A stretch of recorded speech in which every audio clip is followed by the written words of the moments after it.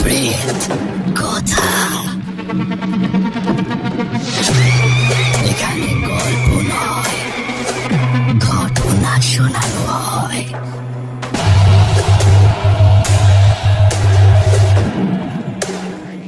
আজকে আমার জন্মদিন স্পেশাল এপিসোড। আজকের এপিসোডে এতগুলো সুন্দর সুন্দর ঘটনা পেয়েছি, যে ঘটনাগুলো আমার জন্মদিনের সব থেকে বড় গিফট হিসেবে প্রেত কথা পরিবারের কাছ থেকে আমি পেলাম। আশা করছি আজকের এপিসোড আপনারা খুব এনজয় করবেন। আজকের সব কটা ঘটনা খুব সুন্দর, প্রত্যেকটা ঘটনার মধ্যে কিছু অদ্ভুত আছে। একটা ঘটনা আছে একটা শাড়ি নিয়ে।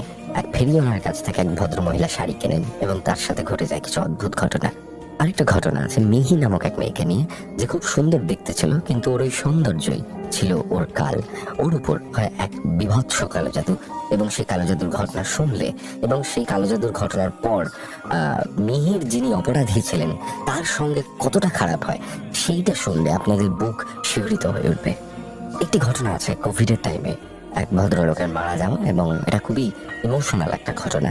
যখনই পুরোটা শুনবেন আপনারা হয়তো অনেকটা ইমোশনাল হয়ে পড়বেন ঘটনাটি শুনে, এবং তার সাথে ভয় তো আছে। এবং আরেকটি ঘটনা হলো সতীমা বলে একজনকে নিয়ে, যিনি মারা যান এবং তিনি বৈষ্ণব ছিলেন। তাকে পোড়ানো হবে নাকি কবর দেওয়া হবে, এই নিয়ে একটা কনফ্লিক্ট, এবং এই কনফ্লিক্টের মধ্যে থেকে বেশ ভয়ঙ্কর কিছু জিনিসপত্র ফেস করেন আমাদের এক ভাই, যিনি কিনা ঘটনাটি পাঠিয়েছেন, তার স্যার বেসিক্যালি। তো ঘটনাটি আশা করছি আপনাদের খুব ভালো লাগবে। সব কটা ঘটনাই আপনাদের আশা করছি ভালো লাগবে। আমি মোটামুটি সিনপসিস দিয়ে দিলাম। লাইক করুন, কমেন্ট করুন, সাবস্ক্রাইব করুন, এবং চলুন আজকের ঘটনা শুরু করা যাক। আমি গৌরব আছি আপনাদের সঙ্গে, সাউন্ডে সৌম্যদীপ, গ্রাফিক্সে অনিকেত। শুক্রবার এবং রবিবারের রাত মানেই ভয় পাওয়ার রাত উইথ গৌরব।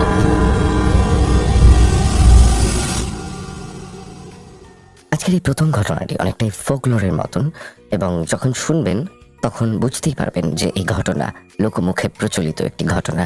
সো পুরো ঘটনাটা শুনুন, এনজয় করুন। হ্যালো গৌরবদা, কেমন আছো? আশা করি তুমি এবং প্রিয়াঙ্কা দি অনেক ভালো আছো, আর প্রেতকথা টিম এবং আমাদের প্রেতকথা পরিবারও অনেক অনেক ভালো আছে। আমি তোমার ঈশ্বর প্রদত্ত কণ্ঠের অনেক বড় ভক্ত। আমার নাম পায়েল সাহা। আমি ঘটনা লিখছি শিলিগুড়ি থেকে। গত 12ই ডিসেম্বর আমার এক বৌদির বার্থডে ছিল, এবং ঘটনাটি আমি সেখানেই এক আন্টির থেকে শুনেছি। আমি এবং আমার দুটি বোন বসে প্রেত কথার ঘটনা নিয়ে আলোচনা করছিলাম। ঠিক তখনই আন্টি বলল, তোরা কি ভূতের গল্প নিয়ে কথা বলছিস? আমি বললাম যে না আন্টি, আমরা সত্যি ভৌতিক ঘটনা নিয়ে আলোচনা করছি। প্রেত কথা বলে একটা চ্যানেল আছে যেখানে সত্য ভৌতিক ঘটনা বলা হয়। তখন আন্টি আমাদের বলল, আমার শোনা একটি সত্য ভৌতিক ঘটনা আছে, তোরা শুনবি? আমরা তো দারুণ খুশি। সবাই আন্টিকে ঘিরে বসলাম। বললাম, হ্যাঁ অবশ্যই বলো। তখন আন্টি বলা শুরু করলো। বোঝার সুবিধার্থে আন্টির ভাষায় বলছি। আজ থেকে প্রায় 35-36 বছর আগের কথা। তখন আমার বয়স ছিল 14 বা 15 বছর। আমি আলিপুরদুয়ারের একটা ছোট্ট গ্রামে থাকতাম। ঘটনাটি শুনেছি আমার এক আত্মীয়ের কাছে। তার বাড়ি ছিল আমাদের গ্রাম থেকে 3টে গ্রাম পরেই। তখনকার দিনে এখনকার মতো এত বাজার বা মার্কেট এগুলো ছিল না। কিছু জিনিস নিতে হলে প্রতি সপ্তাহে হাট বসতো, সেখান থেকেই যা বাজার এবং জামা কাপড় নিতে হতো। কিন্তু মাঝে মাঝে ফেরিওয়ালা আসতো জামা কাপড় বিক্রি করতে, আর গ্রামের মেয়ে বউরা ওই ফেরিওয়ালাদের কাছ থেকে জামা কাপড় নিত। সেরকমই একদিন এক ফেরিওয়ালা সে গ্রামে আসলো শাড়ি বিক্রি করতে। সবাই ফেরিওয়ালার থেকে শাড়ি কিনছে।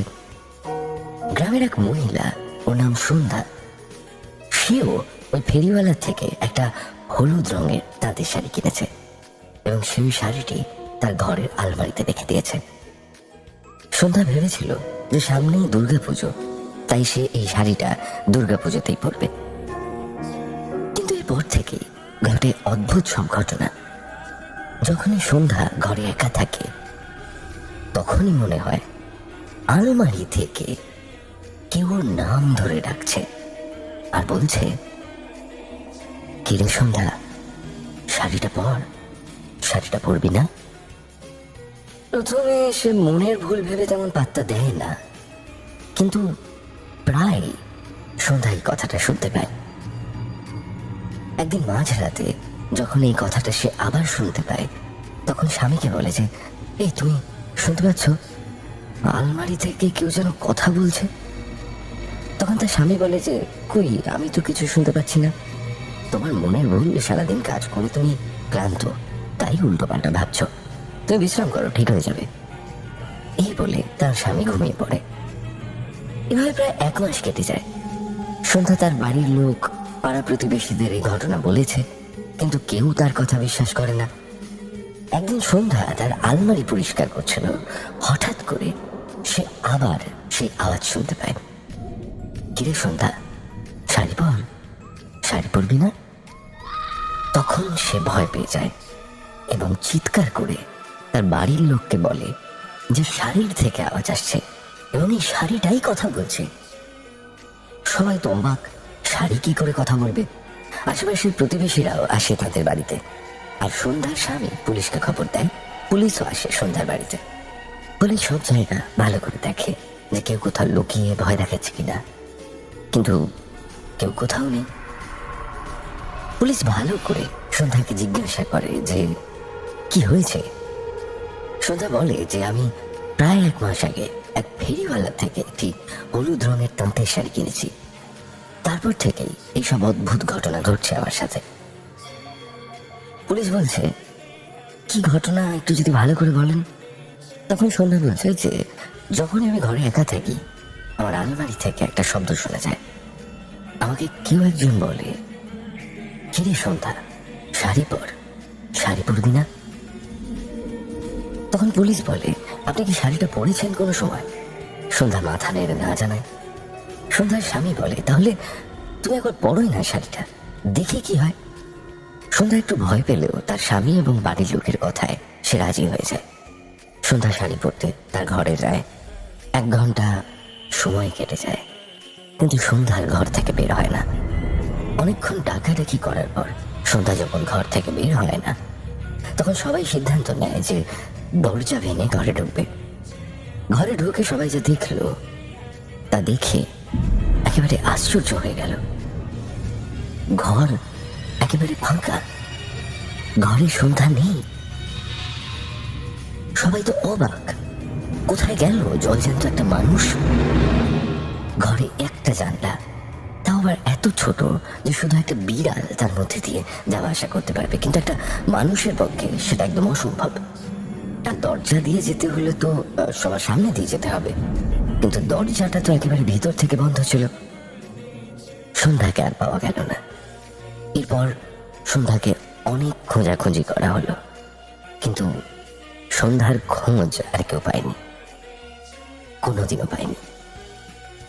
পরে আন্টি তার আত্মীয়ের কাছে শুনেছিল সন্ধ্যার শাশুড়ি নাকি কোনো তান্ত্রিকের কাছ থেকে জানতে পেরেছিল যে তার বৌমাকে এক জিনে নিয়ে গেছে।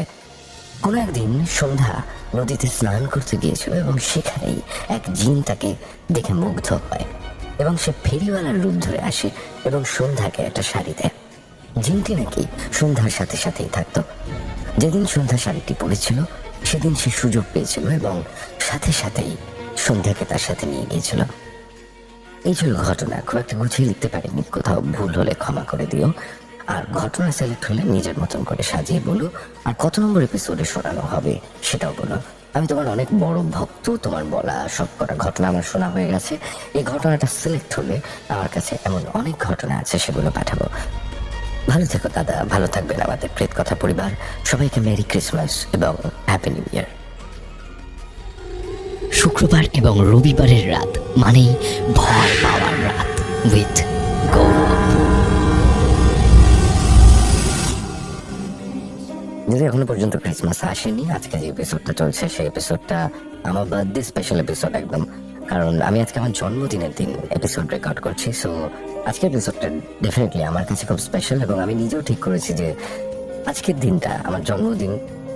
আমি জানি না জন্মদিন মানে এমন কি ইম্পর্টেন্ট বিষয়, খুব একটা ইম্পর্টেন্স জন্মদিনের আছে বলে মনে হয় না। লোকজন এসে গিফট দেয়, মানুষজন এই দিন খুব অদ্ভুতভাবে ভালোভাবে ট্রিট করে, সবাই একটা স্পেশাল ফিল করায় আর কি, সেলিব্রিটি ফিলিং যেটাকে বলি আমরা। বাট আমার মনে হয় যেটা, যে জন্মটা তখনই সার্থক হয় যখন এই জন্মে আমরা আমাদের প্রিয় কাজ, মনের মতন কাজগুলো করতে পারি। আর আমার প্রেত কথা করা সব সময় প্যাশন। প্রেত কথার ঘটনা আপনাদের সামনে তুলে ধরা এটা আমার একটা প্যাশন, যে প্যাশনের জন্যই আমি প্রত্যেক দিন ঘুম থেকে উঠি, যেটার জন্য আমি কাজ করি। এবং আজকেও আপনাদেরকে ঘটনা শোনানোর সময় ঠিক ততটাই এফার্টের সাথে জন্মদিনে নিজের জীবনের সব থেকে প্রিয় কাজটা করছি। তো আজকের এপিসোড রেকর্ড করাটা আমার কাছে সত্যি বড়ই আনন্দের। চলুন আজকের পরবর্তী ঘটনায় যাই। এই ঘটনাটি সম্পূর্ণ একটি ফোকলোর জাতীয় ঘটনা ছিল। আমি এরকম ঘটনা এর আগেও শুনেছি, কিন্তু আবার নতুন করে এই ঘটনা শুনতে কিন্তু আমার একটুও বোর লাগলো না, অসাধারণ লাগলো। এবং ঘটনাটার মধ্যে অনেকটাই নতুনত্ব পেলাম, কারণ অনেক দিন বাদে এরকম ধরনের ঘটনা প্রেত কথায় শোনানো হলো। সো আপনাদের কাছে এরকম অনেক ধরনের ফোকলোরস ডেফিনেটলি থাকলে আমাদেরকে পাঠিয়ে দিন। চলে যাচ্ছে আজকের পরবর্তী ঘটনায়। শুক্রবার এবং রবিবারের রাত মানেই ভয় পাওয়ার রাত উইথ গৌরব।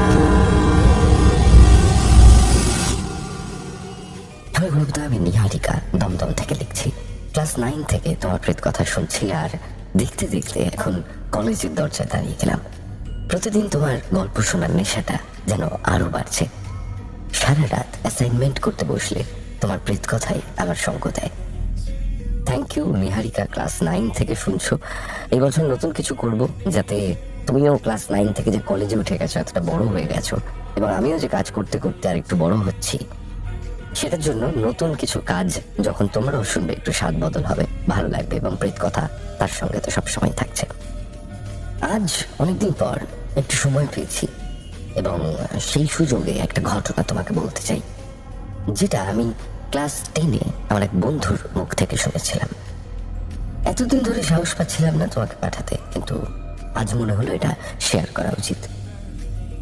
ঘটনাটা আমি আমার এক সহপাঠীর কাছ থেকে শুনেছিলাম, এবং ব্যক্তিগত কারণে আমি তার আসল নাম এখানে বলছি না। এখানে আমি তাকে অদিতি বলে ডাকছি।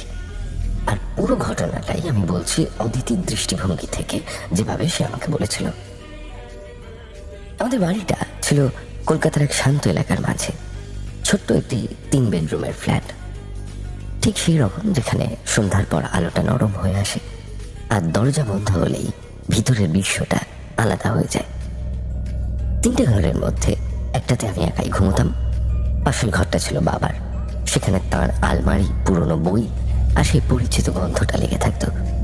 আর তৃতীয় ঘরটা ছিল মা আর ভাইয়ের। আমাদের সবচেয়ে কাছের মানুষ ছিল পাশের বাড়ির সুজিত আঙ্কেল। পেশায় ডাক্তার, কিন্তু আচরণে পরিবারের লোকের থেকেও বেশি আপন। জরুরি প্রয়োজনে, অসুস্থতায়, সমস্যায় সবার আগে দৌড়ে আসতেন তিনি। সেই সময়টায় যখন চারিদিকে মৃত্যু আর অসহায়তার খবর আসছিল, এই 3 ঘরের ছোট্ট ফ্ল্যাটটাই ছিল আমাদের পৃথিবী। আমরা বিশ্বাস করতাম দরজা বন্ধ থাকলে ভয়গুলো বাইরে থাকে, কিন্তু আমরা জানতাম না কখনো কখনো ভয় ঘর পথ চেনে না, সে ঢুকে পড়ে ঠিক সেই জায়গায় যেখানে সবচেয়ে গভীর ভালোবাসা থাকে। নিহারিকা কি সুন্দরভাবে লিখে পাঠিয়েছে, ওরা লেখার হাতটা কি সুন্দর। ওই লেখাটা পড়ে আমার খুব আরাম লাগছে অ্যাকচুয়ালি গলায়। দেখি নিহারিকা এরপর কি লিখছে। 2020 সালে যখন 4 জনের করোনা পজিটিভ রিপোর্ট এলো, আমি, মা এবং বাবা এবং ছোট ভাই, পুরো ফ্ল্যাটটাই যেন একটা চাপা অন্ধকারে ঢেকে গেল। সবার করোনা, কি করে সম্ভব? তারপর বাবা সদ্য চাকরি হারিয়ে প্রচন্ড মানসিক চাপে ছিলেন। মানুষটা দিন দিন নিজের ভিতরে হারিয়ে যাচ্ছিলেন। চোখের নিচে দাগ, বুক ভরা দুশ্চিন্তা, আর চুপচাপ বসে থাকা সেই চেহারা যেন আমাদের বাড়িটাকে আরো নীরব করে তুলছিল। এক রাতে মা বাবার একটা প্রবল ঝগড়ার পর বাড়িতে এমন এক ভারী নীরবতা নেমে এলো, যেন দেওয়ালে দেওয়ালে দম বন্ধ হয়ে থাকা কিছু একটা নড়ছে। সে রাতেই প্রথম অদ্ভুত ব্যাপারটা ঘটল। গভীর রাতে ঘুম আর জাগরণের ওই মাঝামাঝি অবস্থায় আমি অনুভব করলাম কেউ আমার মাথায় খুব আস্তে করে হাত বুলিয়ে দিচ্ছে। এতটা নরম, এতটা পরিচিত স্পর্শ, যেন মা বা বাবা। আমি ফিস করে ডাকলাম, মা। কোনো উত্তর নেই। বাবা, তবুও নীরবতা। ভেবে নিলাম ঘুমের ভুল অনুভূতি, তাই আবার চোখ বন্ধ করলাম। কিন্তু ঘুমিয়ে পড়তেই স্বপ্নে বাবার মুখ ভেসে উঠল। তিনি বলছেন, মা, আমি আসছি। মার ভাইকে দেখে রাখিস, আমি সবসময় তোদের সাথেই থাকবো।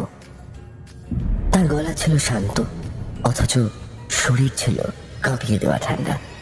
চমকে উঠে জেগে গিয়ে দেখলাম ভোর হয়ে আসছে। মনে হলো সবই দুঃস্বপ্ন, কিন্তু আমি ভুল ছিলাম। মা সেদিনও প্রতিদিনের মতন বাবার জন্য চা বানিয়েছিলেন। ঘরে হালকা সকালের আলো ঢুকছিল, কিন্তু সেই আলো যেন ভীষণ ঠান্ডা লাগাচ্ছিল। মা আস্তে করে বাবার ঘরের দরজা খুললেন, যেভাবে রোজ খুলতেন, কিন্তু দরজা খোলা মাত্রই তিনি অদ্ভুতভাবে থেমে গেলেন। বিছানায় বাবা নিশ্চুপ পড়ে আছেন, একদম নড়ছেন না। তার শরীরটা অস্বাভাবিকভাবে শান্ত, যেন ঘুমোচ্ছেন। শ্বাস নেই, শব্দ নেই, কোনো নড়াচড়া নেই। এই নীরবতা সহ্য করার মতন ছিল না। মা ওই দৃশ্যটা দেখে এতটাই ভয় পেয়ে গেলেন, এতটাই ভেঙে পড়লেন যে তার হাত কেঁপে উঠে যায়। আর ঠিক সেই মুহূর্তে তার হাত থেকে পুরো চায়ের কাপটা সোজা মেঝেতে পড়ে গিয়ে টুকরো টুকরো হয়ে যায়। চায়ের গরম ধোঁয়া ওঠা দাগটা মেঝেতে ছড়িয়ে গেল। আর এই শব্দটাই আমাকে ঘুম থেকে জাগিয়ে তুলেছিল।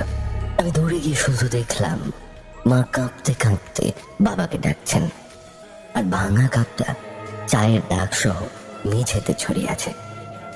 সুজিত আঙ্কেল পিপিই পরে এসে পরীক্ষা করে বললেন, বাবার হার্ট অ্যাটাক হয়েছে। আমরা কেউ বুঝতেই পারিনি, কেউ কিছু টেরও পাইনি। একটা অদৃশ্য চাপ, একটা বোঝা, একটা ভয়, সবকিছু মিলিয়ে মানুষের শরীরটা তাকে ধীরে ধীরে ভেঙে দিচ্ছিল। আর সেই ভোরে তিনি একাই চলে গেলেন। বাবার নিথর দেহ, মায়ের ভেঙে পড়া চিৎকার, ভাঙা কাপের ছিটে, সব মিলিয়ে সেই সকালটা আমাদের জীবনের সবচেয়ে দুঃস্বপ্নের শুরু হয়েছিল। এরপর যা হলো সব যেন ঝাপসা।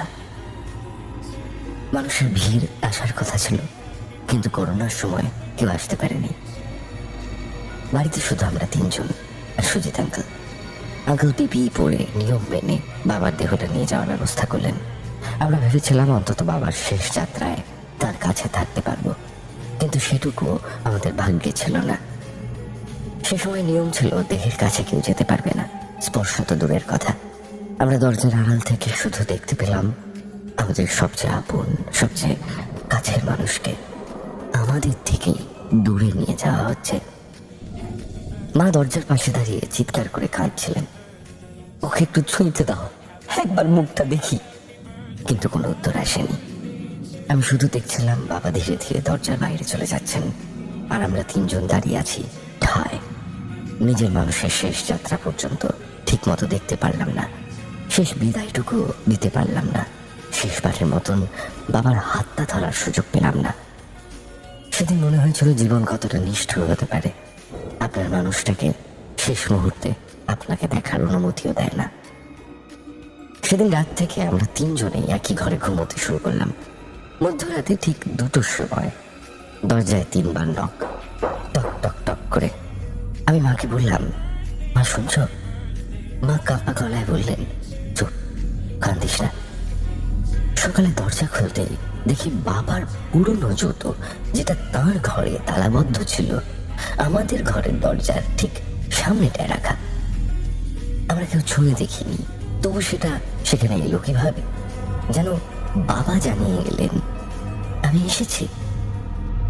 এরপর 2 রাত টানা অদ্ভুত শব্দ, নড়াচড়া, দেয়ালের এপার থেকে ওপারে কারো হাঁটার আওয়াজ, আর আমাদের বুক ধুকপুক করা ভয়ের মাঝে তিনজনের ঘুমহীন রাত পার হওয়া। কিন্তু সবকিছুকে ছাপিয়ে দিয়ে গেল এক রাত, যেদিন রাতে আমার খুব টয়লেট পেল। বাইরে বেরোতেই দেখি হঠাৎ পাওয়ার চলে গেল।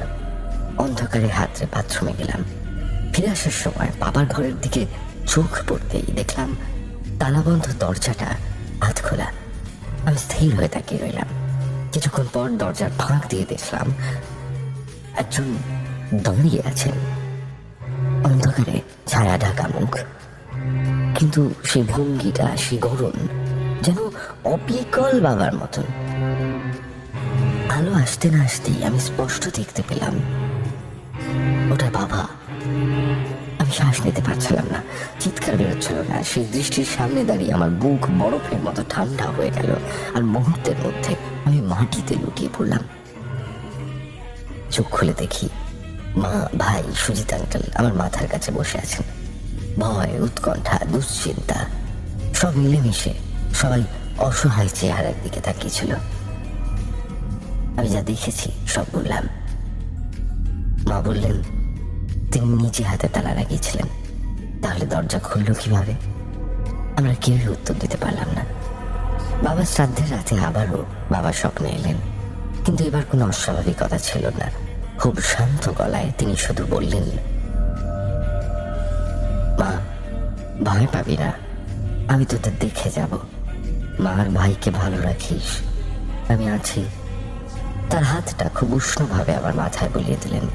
সেই স্পর্শে আমার বুক ভরে গেল, চোখ ভিজে উঠল, যেন বাবার শেষ বিদায়, শেষ আশীর্বাদ।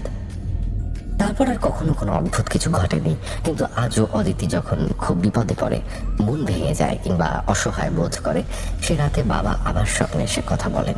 বেঁচে থাকতে যেভাবে দেখাশোনা করতেন, এখনো যেন সেভাবেই তার মেয়েকে রক্ষা করেন। কারণ কেউ কেউ চলে গেলেও ভালোবাসা কখনো মারা যায় না। এই ছিল ঘটনাটা। একটু বড় হয়ে গেল হয়তো, কিন্তু এটা যখন একদমই বড় হয়নি, একদম ঠিক আছে। আরো বড় হলে বেশি খুশি হতাম। এত সুন্দর লেখা, যত বড় হয় ততই পড়তে আরাম লাগে। কিন্তু এটা যখন প্রথম শুনেছিলাম সত্যি খুব কষ্ট পেয়েছিলাম। কিভাবে এক বাবা নিজের পরিবারকে এত ভালোবাসতে পারে, তাই ভাবলাম তোমার সঙ্গে গল্পটা শেয়ার করি। আর যদি আমাদের প্রেতকথা পরিবারে এই ঘটনাটা সিলেক্ট হয়, তবে কোন এপিসোডে শোনাবে সেটা জানিও। এভাবেই আমাদের প্রেতকথার পথ এগিয়ে যাক। একদিন ইচ্ছা আছে আমিও পডকাস্টে এসে নিজের অভিজ্ঞতা শোনাবো। যাই হোক, এতক্ষণ ধরে ধৈর্য ধরে পড়ার জন্য ধন্যবাদ দাদা। গল্পটা শোনার আশায় রইলাম। শুক্রবার এবং রবিবারের রাত মানেই ভয় পাওয়ার রাত উইথ গৌরব। Niharika outstanding. আপনাদের কিরকম লেগেছে অবশ্যই কমেন্ট করে জানাবেন। প্রচন্ড ইমোশনাল ঘটনাটা, এবং তার পাশাপাশি অলৌকিকও। আজকে আমার বার্থডে স্পেশাল এপিসোড হচ্ছে, এবং এই বার্থডে স্পেশাল এপিসোড এরকম সুন্দর সুন্দর দুটো ঘটনা আমার নিজের কাছেই অনেক বড় উপহার প্রেত কথা পরিবারের তরফ থেকে। আমি গৌরব আছি আপনাদের সঙ্গে। সাউন্ডে সৌম্যদীপ, গ্রাফিক্সে অনিকেত। আমাদের ঘটনা পাঠানোর জন্য মেল করুন prettkotha@gmail.com অথবা প্রেতকথা ফেসবুক পেজ ইনবক্সে লিখে পাঠান ঘটনা। আপনার জীবনে যদি কোনো এমন ঘটনা ঘটে থাকে যা অলৌকিক, যার কোনো ব্যাখ্যা নেই আপনার কাছে, যা আপনার মনে হচ্ছে ভৌতিক, সেই ঘটনা আমাদেরকে পাঠিয়ে দিন। আপনার শোনা কোনো ঘটনা হলেও চলবে, কিন্তু মাথায় রাখতে হবে সেই ঘটনা যেন অন্য কোনো প্ল্যাটফর্মে বা টিভিতে বা অন্য কোথাও যেন আগে না চলে থাকে। সেই ঘটনা যেন প্রথমবারের মতন আমাদেরকেই পাঠানো হয়। চলুন চলে যাই আজকের পরবর্তী ঘটনায়। শুক্রবার এবং রবিবারের রাত মানেই ভয় পাওয়ার রাত উইথ গৌরব। কিছু কিছু ঘটনা হয় বেশ রুদ্ধশ্বাস, সেই ঘটনাটি অনেকটা সেরকম। হ্যালো গৌরবদা, আমি মালদা জেলার অন্তর্গত চাঁচল থেকে নীলাভ্র বলছি। 2025-এর শুরুর থেকে আমি প্রেত কথা শুনছি, আর এখন সেটা একটা হ্যাবিট হয়ে দাঁড়িয়েছে। ক্লাস 12-এর থার্ড সেমিস্টার চলায় ঘটনা লিখে পাঠানো হয়নি। আজ যে ঘটনাটি আমি শোনাতে যাচ্ছি সেটা আমার স্কুলের বাংলার শিক্ষক শুভময় গোস্বামীর কাছ থেকে কালেক্ট করেছি। আর দেরি না করে শুরু করছি স্যারের ভাষায়। তখন আমি খুব ছোট, 9-এ পড়ি। আমার বাড়িটা অনেকটা জমিদার বাড়ির মতো দেখতে, রাস্তা থেকে বেশ কিছুটা ভিতরে, এবং রাত তখন প্রায় 9:30-র কাছাকাছি। সম্পূর্ণ এলাকায় যেন কিসের একটা কালো ছায়া পড়েছে। কালো অন্ধকার রাত্রি আর কুকুরের ডাক চারিদিকে। আমি দৌড়তে দৌড়তে হাওয়াতে হাওয়াতে বাড়ি ঢুকলাম। চিৎকার করে ডাকতে লাগলাম, মা মা বলে। মা ছুটে এলো। আমি প্রচন্ড ভয়ে কাঁপছি। মা বলল, কি হয়েছে তোর? আমি বললাম, জানি না, খুব ভয় লাগছে, আমি দম পাচ্ছি না। জোরে জোরে নিঃশ্বাস নিচ্ছিলাম। বাবা দৌড়ে এসে আয়ুর্বেদিক ওষুধ আমার মুখে দিল। রাত যত বাড়তে লাগলো, আমার শরীর খারাপও তত বাড়তে লাগলো। মা আমাকে জোর করায় আমি ঘটনাটি বললাম। মা কাঁদতে লাগলো ঘটনাটি শুনে। হয়তো ভেবেছিল এই রাত আমার শেষ রাত। মা শুধু মনে মনে ঠাকুরের নাম জপ করছিল। ভোর কেটে সূর্যোদয় হলো। আমার সারা শরীর নিস্তেজ। যখন চোখ খুললাম, দেখলাম সবাই কাঁদছে, কেউ চোখের জল মুছছে। আমি বেঁচে আছি। শুনলাম আমার বন্ধু অনেকও নাকি হাসপাতালে ভর্তি। এইবার বলি সেই ঘটনা যার জন্য আমার এই অবস্থা। ঘটনা শুরু হচ্ছে এরকম ভাবে, সকাল 7টা বাজতে না বাজতেই অনেক হাজির। দেরি হয়ে যাচ্ছে, আজ আবার সৌরভ স্যারের ইংরেজি টিউশন। দেরি হয়ে গেলে আবার বকা খাবো। বেরোতেই চোখে পড়লো অনেক লোকের ভিড়। যত এগুচ্ছি ততই ভিড় বাড়ছে। সবাই ফিস ফিস করে কি যেন একে অপরকে বলছে। একটু এগোতেই দেখি নিহার কাকুর বাড়িতে কিছু একটা হয়েছে। নিহার কাকু আমাদের পাড়াতেই থাকেন। ভদ্রলোক সম্ভ্রান্ত, স্ত্রী রয়েছেন এবং ছেলে কর্মসূত্রে চেন্নাইতে থাকেন। ছোটবেলা থেকেই এই বাড়িটা দেখলে ভয় লাগতো। বাড়িতে খুব বদমাইশি করলে বড়রা ভয় দেখাতো, থেমে যা, না হলে সতীমা তুলে নিয়ে যাবে। সতীমা হলো নিহার কাকুর স্ত্রী। দেখতে বড়ই অদ্ভুত, ভারী শরীর, মাথা ভর্তি ঝাঁকড়া সাদা চুল, কপালে বিশাল সিঁদুরের টিপ, লাল পাড় সাদা শাড়ি, কেমন যেন একটা ভয় ভয় ব্যাপার। পাড়াতে সবাই জানে নিহার কাকুর বাড়িতে রোজ ঝগড়া বাঁধে, স্বামী স্ত্রীর ঝগড়া। বিষয়টা বড় অদ্ভুত। ছেলে চেন্নাইতে থাকে, মা বাবাকে সেখানে নিয়ে যেতে চায়, কিন্তু বাবা রাজি হলেও মা নারাজ। এবং কারণটা বড় অদ্ভুত। তারা বৈষ্ণব। তাদের মতে মারা গেলে কবর দেওয়ার প্রথা আছে। বাবা ছেলে কোনো নিয়ম বিধি না মানতে চাইলেও মা চায় পরিবারের চলে আসা নিয়মগুলোকে মান্যতা দিতে। মা জানে ছেলের কাছে গেলে যদি এই অসুস্থ মা মারা যায় তাহলে সে কবরস্থ করবে না, শ্মশান ঘাটেই তার শেষকৃত্য সম্পূর্ণ হবে, কারণ ছেলে এই সমস্ত নিয়ম বিধি মানতে চায় না। কিন্তু বাবা যেতে চায়, তাই এই নিয়ে তাদের রোজ ঝগড়া। তো কাল রাতে এমনই এক ঝগড়ায় সতীমা বিষ খেয়ে আত্মহত্যা করে।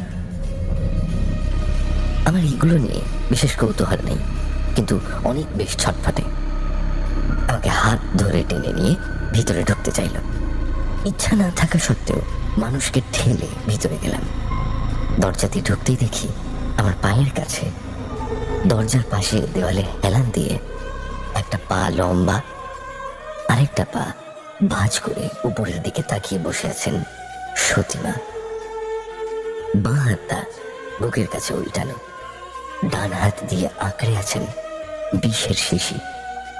কড়া হয়ে গেছে হাত দুটো, আঙুলগুলো ইতস্তত আঁকা বাঁকা। আমি ছুটে বেরিয়ে আসি, ভিড় ঠেলে দৌড়ে বেরিয়ে অনেকটা দূরে চলে যাই। বিভৎস বাজে একটা গন্ধ নাকে লেগে আছে। আমার গা গোলাতে শুরু করে। কোনো রকমে অনেকের সাথে মুখে জল দিয়ে শান্ত হয়ে টিউশনে গেলাম। দুজনেই কিন্তু টিউশনে গিয়ে থ হয়ে বসে আছি। স্যারের বকা শুনে জ্ঞান ফিরল আমাদের। পরে সোজা বাড়ি এসে আমরা দুজন মিলে স্কুলে গেলাম। আমার চোখ থেকে তখনও সতীমার সেই দৃশ্য যেন যাচ্ছে না, কিন্তু অনেকের মন বারবার জানতে চাইছে এরপর কি হলো সতীমার সাথে। স্কুলে আসবার সময় অনেক জানতে পারে সতীমাকে নিয়ে যাওয়া হয়েছে পোস্টমর্টমের জন্য মালদাতে। সেদিন স্কুলে গিয়ে তারপর ব্যাপারটা ভুলে গেলাম। স্কুল থেকে ফিরে মায়ের হাতে খাবার খেয়ে আবার বেরিয়ে পড়লাম সন্ধেবেলাতে পড়তে। রোজ রাতে তো বাবাই নিয়ে আসে, কিন্তু সেদিন বাবার শরীরটা ভালো না থাকায় আমাকে আর অনেককে একাই বাড়ি ফিরতে হয়। গ্রামের ছোট ইটের রাস্তা, তার বুক চিরে বেরিয়ে গেছে একটা ছোট্ট পিচের রাস্তা। সেই রাস্তা দিয়ে হাঁটা শুরু করলাম। দু এক জায়গায় পঞ্চায়েতের লাইট আলো জ্বলছে, কারোর বাড়িতে কপি জ্বলছে, কারোর বাড়িতে লণ্ঠন। আমাদের অভ্যেস ছিল অন্ধকারের পথ খুঁজে বের করা। মাঝে মধ্যে আমরা এরকম করতাম। কালো রক্তের অন্ধকার পেরিয়ে বাজারের মৃদু আলোর নিচে গিয়ে দাঁড়ালাম।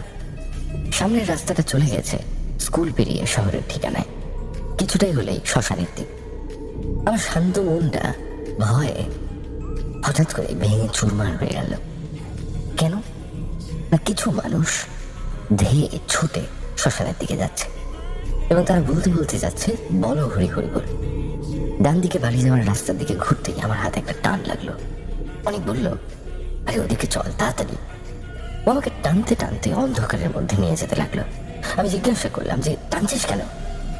প্রত্যুত্তর এলো, আরে সতীমাকে পোস্টমর্টেম করে শ্মশানে নিয়ে যাওয়া হচ্ছে, দেখবি চল। মানে অনেকখানিকটা জোর করেই আমাকে টেনে নিয়ে গেল। আমরা অনেকটা রাস্তা পেরিয়ে পৌঁছালাম শ্মশানে। হ্যাজাকের আলোতে অস্পষ্ট কয়েকজনের মুখ, যাদের ঠিক মতো চিনতে পারছি না। বাঁক ঘুরে সামনে আসতেই দেখি বিভৎস এক মূর্তি। হ্যাজাকের আলো সতীমার মুখে এসে পড়েছে। কি সতীমা বসে আছে? সকালে যেভাবে দেখেছি হাতগুলো বুকের সামনে বাঁকা হয়ে আছে, একটা পা ছড়ানো, অন্যটা ভাঁজ করে বসে আছে। পোস্টমর্টমের পর মাথায় বুকে কোথাও সেলাই নেই, রক্ত জমাট বেঁধে আছে মাথায় মুখে, সিঁদুর লেগে আছে পুরো কপাল জুড়ে, সেই লাল শাড়ি, তাকিয়ে আছে নিষ্পলক আমার দিকে। এই মুহূর্তে আমি থাকবো নাকি থাকবো না ভাবতে ভাবতেই রাস্তা ধরে ছুট পেরেছি। আমি ঊর্ধ্বশ্বাসে পিছনের জমির আল ধরে ছুটতে শুরু করলাম। দুদিকে ধুধু আমবন, পুরনো কালভার্ট, কর্মলতার মাঝ দিয়ে অনেক আগে আগে ছুটছে, আমি পিছন পিছন ছুটছি। এভাবে ছুটতে ছুটতে মনে হলো কেউ যেন আমার পা চেপে ধরলো। ছিটকে পড়লাম সেই দূরে বনের মধ্যে। উঠেই দেখি আকাশের পূর্ণিমার চাঁদের আলোয় আমার থেকে একটু দূরে দু হাত দিয়ে মাটি খুঁড়ে চলেছে সাদা কাপড়ে মোড়া সেই সতীমা। ঊর্ধ্বশ্বাসে সে মাটি খুঁড়ে চলেছে আর গোঙাচ্ছে, ক্রমশ গোঙাচ্ছে আর মাটি খুঁড়ছে। এ তো কবর খুঁড়ছে। উদ্ভ্রান্ত মূর্তির তাণ্ডব যেন পৃথিবী থেকে মাটি ছিটকে তুলছে। কবরের লালসায় যেন মৃত্যু উল্লসিত পৈশাচিক আর্তনাদ। একটি কবর খুঁড়ে আরেকটা কবর খুঁড়ছে আর আমার দিকে তাকাচ্ছে, জল জল করছে তার রক্তাক্ত চোখ। হঠাৎ করে আমার দিকে তাকিয়ে বলে ওঠে সতীমা, তোকেও আমার সাথে নিয়ে যাব। এই কথাটা বলে আবার শোনা যায় সেই পৈশাচিক আর্তনাদ।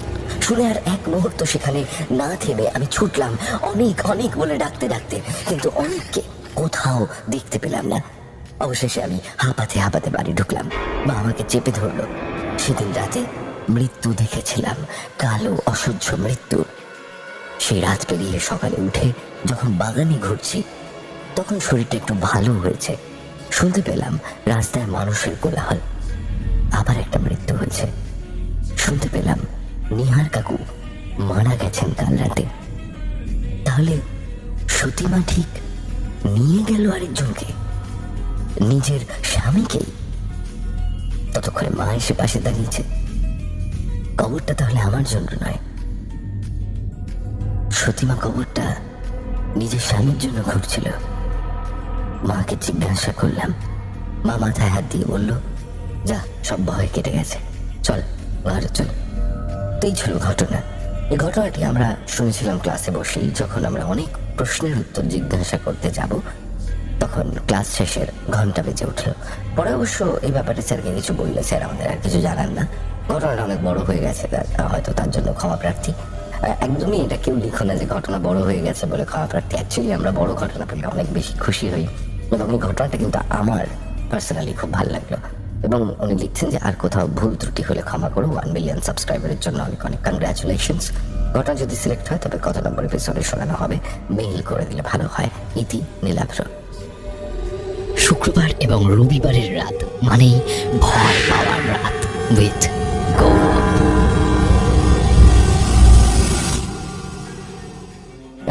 থ্যাংকস এ লট এত সুন্দর একটা ঘটনা আমাদেরকে পাঠানোর জন্য। এবং এই ঘটনাটা কিন্তু আমার পার্সোনালি প্রচন্ড ভালো লেগেছে।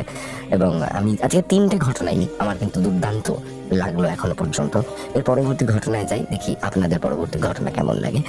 ততক্ষণ পর্যন্ত আমাদেরকে আপনার জীবনে ঘটে যাওয়া ঘটনা পাঠান প্রেতকথা@gmail.com অথবা প্রেতকথার ফেসবুক পেজ ইনবক্সে লিখে পাঠান ঘটনা। সমস্ত লিঙ্ক দেওয়া রয়েছে ডেসক্রিপশন সেকশনে, সেখান থেকে আমাদেরকে খুঁজে পাওয়া খুবই সহজ। শুক্রবার এবং রবিবারের রাত মানেই ভয় পাওয়ার রাত উইথ গৌরব।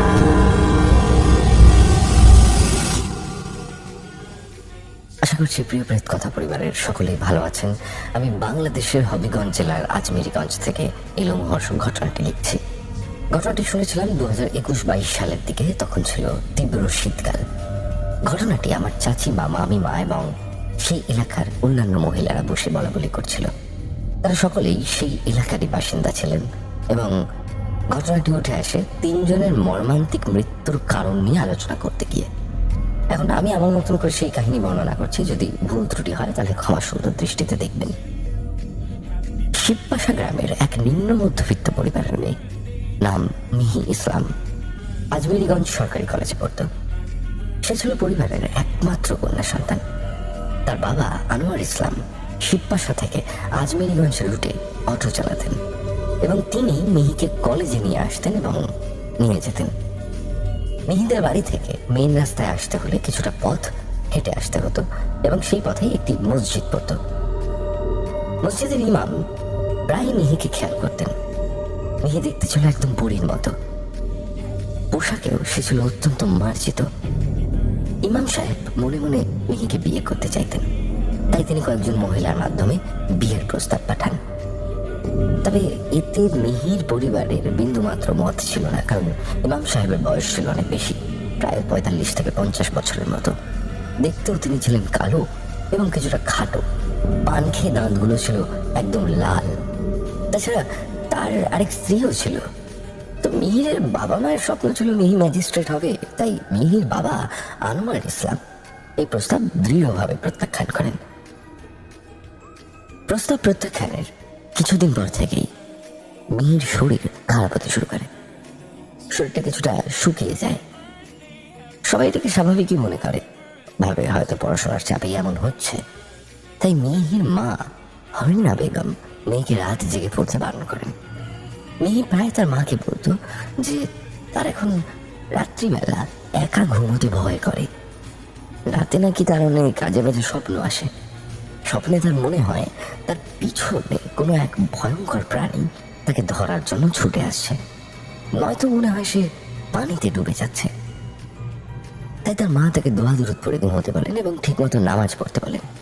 তবে মিহি কেমন যেন নামাজের প্রতি উদাসীন হয়ে পড়ছিল। দিন দিন মিহির শরীর থেকে যেন লাবণ্যতা হারিয়ে যাচ্ছিল। হরিণা বেগম প্রায় মেয়েকে রোকেয়া গোসল করাতেন। রোকেয়া গোসল মানে গোসলের পানিতে কিছু কোরআনের আয়াত এবং দোয়া দরুদ পড়ে ফুঁ দিয়ে সেই পানি দ্বারা গোসল করানো। তবে এতে বিশেষ কাজ না হলেও সব স্বাভাবিকই মনে হতো।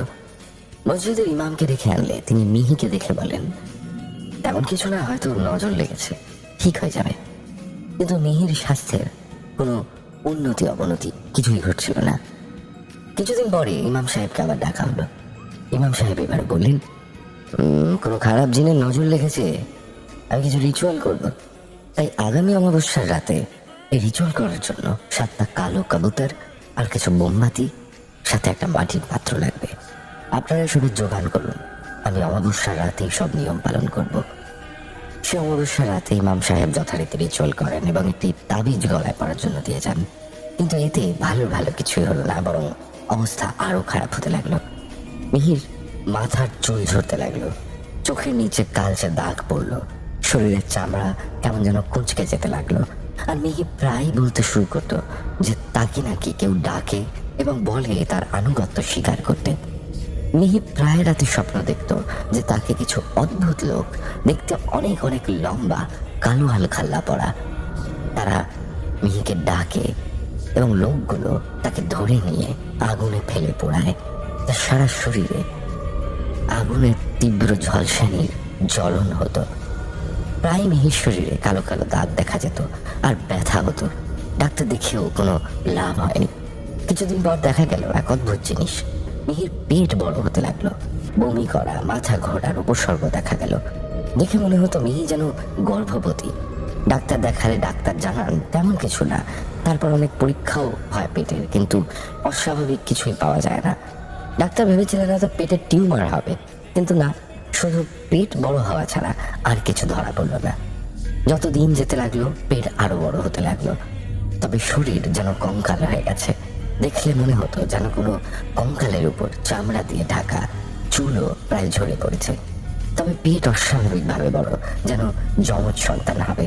গ্রামবাসীরাও তাদের দেখে আর চোখে তাকাতো, আড়ালে মিহিকে নিয়ে সমালোচনা করতো যে পেট এত বড় কেন। প্রিয় গৌরব ভাই, বুঝতে পারছেন যে একটা মেয়ের বিয়ের আগে এমন গর্ভবতী মহিলাদের মতো হয়ে গেলে সমাজে কি অপমান আর লাঞ্ছনার শিকার হতে হয়।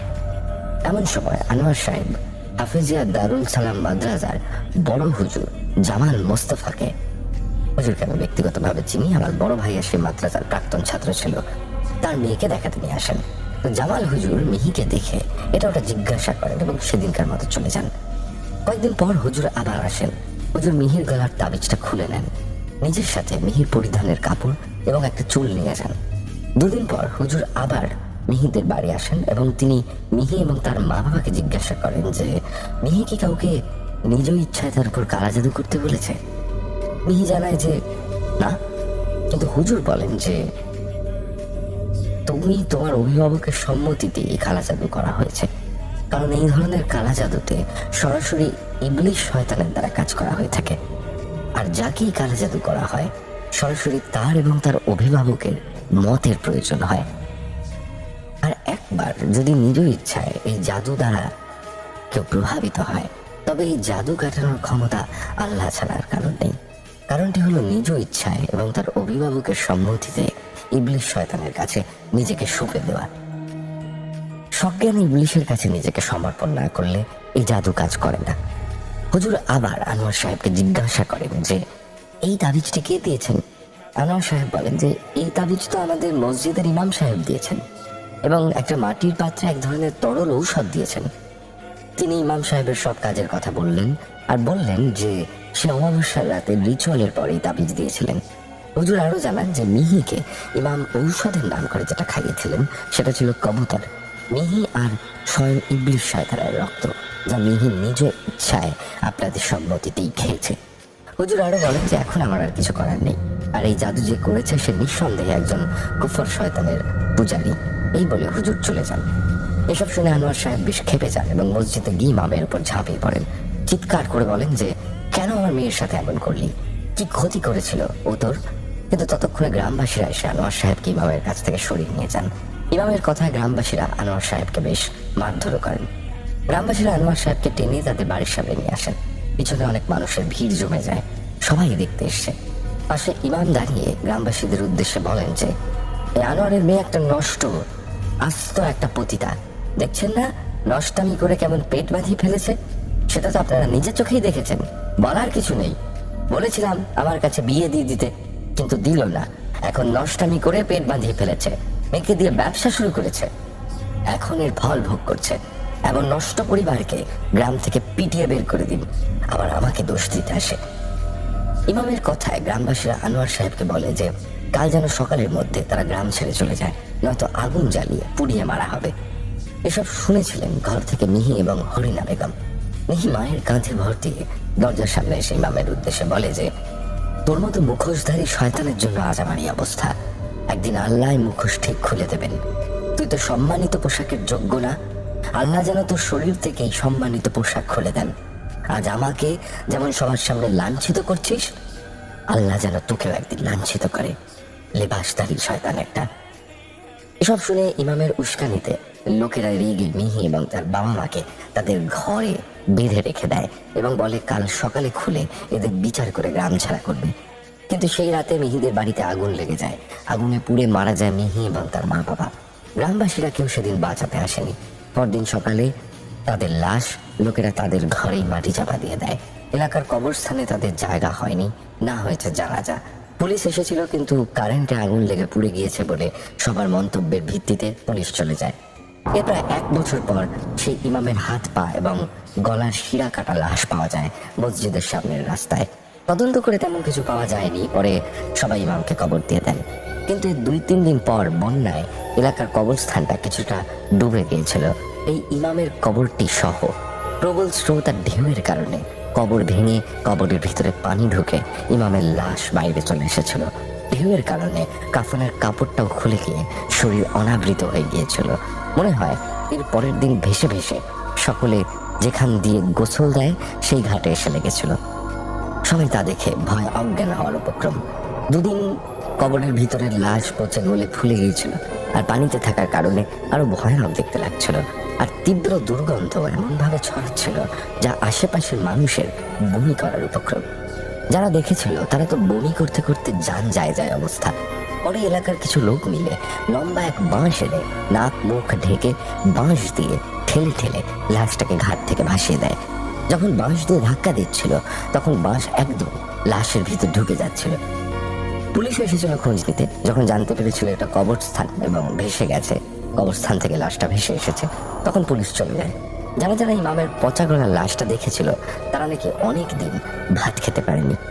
এর প্রায় 7 মাস পর 2021-22 সালের এক শীতের সকালে শিবপাশা বাজারের কারেন্টের পিলারের উপরে তারের সাথে ঝুলন্ত অবস্থায় 3টি লাশ পাওয়া যায়। তদন্তে জানা যায় কারেন্টের শর্ট লেগে এদের মৃত্যু হয়েছে। এরা সেই 3 জনের লাশ যারা মিলে মিহি আর তার মা বাবাকে বেঁধেছিল। মূলত এই 3টি লাশকে ঘিরে এই ঘটনাটি জানতে পারলাম। পরে নাকি গ্রামবাসীরা মিহি আর তার মা বাবার কঙ্কাল তুলে এনে এলাকার কবরস্থানে দাফন করেন। পরিশেষে বলতে হয় ওই ইমামের কথা, যাকে কিনা কবর দেওয়ার পরেও এই দুনিয়াতে এমন লাঞ্ছিত হতে হয়েছে। পরকালের শাস্তি তো আছেই, আর এই ইমামকেই বা কে মারলো? কিভাবেই বা 3 জনের লাশ কারেন্টের অত উঁচু পিলারের তারের সাথে ঝুলছিল জানি না। এই ছিল ঘটনা। কেমন লেগেছে জানাবেন। সিলেক্ট হলে আরো ঘটনা পাঠাবো। শুক্রবার এবং রবিবারের রাত মানেই ভয় পাওয়ার রাত উইথ গৌরব।